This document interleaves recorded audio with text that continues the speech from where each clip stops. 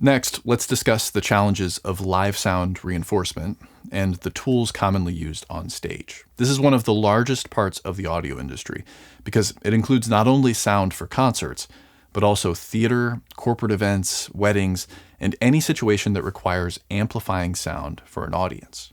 The key challenge that's presented in live sound is the potential for microphone feedback. Depending on a number of factors, the sound system can only amplify the signal from a microphone so much before microphone feedback occurs. This is referred to as the maximum gain before feedback. Once that tipping point is reached, the sound from the speaker will be picked up by the microphone, amplified, played back through the speaker, picked up through the microphone again, amplified again, and so on. We've all heard the squealing sound of microphone feedback. It's awful, and it's dangerous if it lasts too long, because it can cause hearing damage. One way to decrease the chances of microphone feedback is to place the microphone closer to the sound source. That will mean you'll need less gain. But a way to increase the maximum gain before feedback of the system is to utilize the polar pattern of the microphone.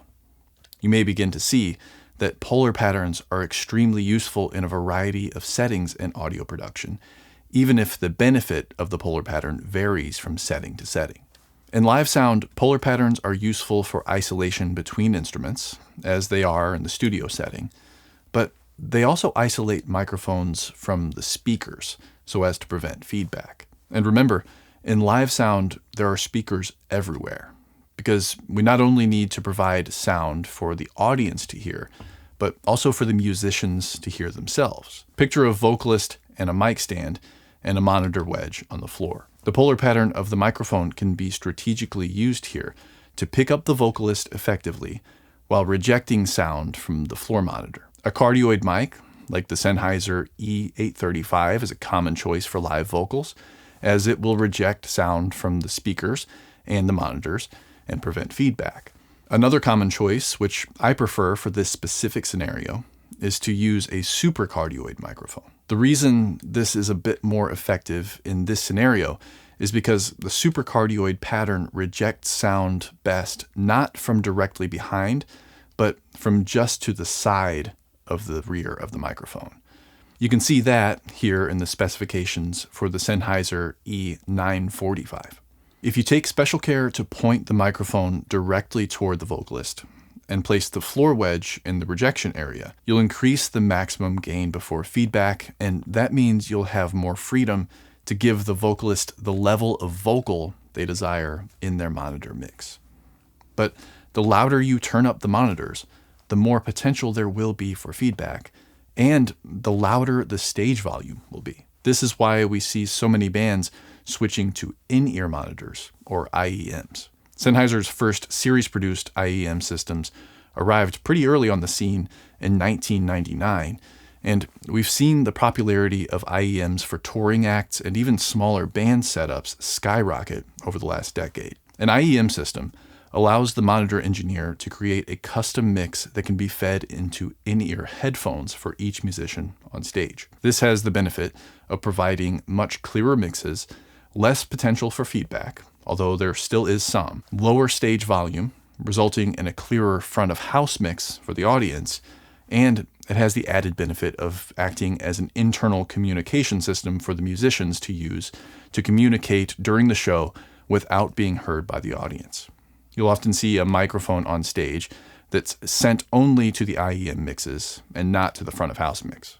Live sound also requires wireless systems for both microphones and IEMs to operate without tying the musicians down to one spot on stage. What's particularly challenging about wireless in live sound settings is that large festivals, for example, often have several wireless systems operating on multiple stages all at once, and this presents a lot of problems if not properly managed. If stage A and stage B are both using wireless microphones on the same carrier frequency, it's likely to cause dropouts. And that's why large festivals will usually have an entire team dedicated to managing and assigning RF channels to each stage so that the systems can work properly without interruption. But even if you're using your own system at a smaller show, it's very important that you follow the proper steps to find an empty channel and then keep your transmitter powered on to prevent others from taking the same channel for themselves.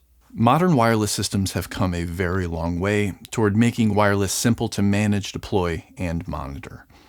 New digital systems allow for more channels with better sound quality and reliability.